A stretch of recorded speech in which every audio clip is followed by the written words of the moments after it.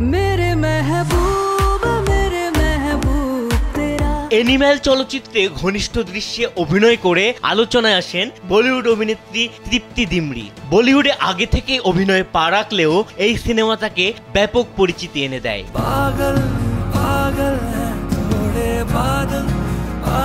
এবার romantic cinema Aashiqui 3-তে চুক্তিবদ্ধ হলেন তৃপ্তি।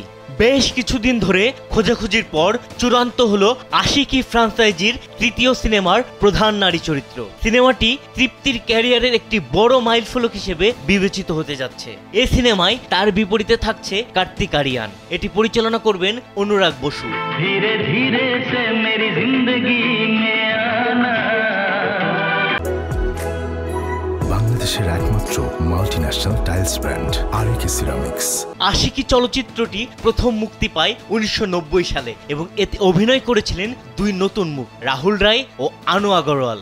এই সিনেমা তাদেরকে রাতারাতি সেলিব্রিটি বানিয়ে দেয় এবং অপ্রত্যাশিতভাবে গানের জন্য হিট হয় সিনেমাটি। এরপর দ্বিতীয় সিনেমা আশিকি 2 বহু বছর পরে 2013 সালে মুক্তি পায় এবং এতে অভিনয় করেছিলেন আদিত্য রায় কাপুর ও শ্রদ্ধা কাপুর।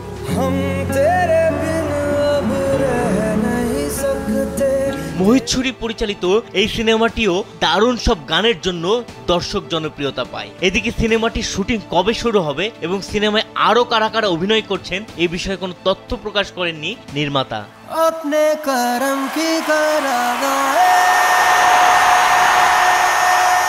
তৃপ্তি ডিমরি 2017 সালে অভিনয় জগতে পা রাখেন। পোস্টার বয়েজ, লাইলা মজনু, বুলবুল, কালার মতো বেশ কিছু সিনেমায় অভিনয় করে দর্শক জনপ্রিয়তা পান। তবে তৃপ্তির এনিম্যালে জয়া চরিত্রে রণবীরের সঙ্গে ঘনিষ্ঠ দৃশ্য তাকে আলোচনার কেন্দ্রবিন্দুতে নিয়ে আসে। এনিম্যাল তার ক্যারিয়ারকে 360 ডিগ্রি ঘুরিয়ে দেয়। এর আগে কার্তিক আরিয়ানের বিপরীতে তাকে আনিস বাজমি পরিচালিত ভুলভুলাইয়া 3-তে দেখা যায়।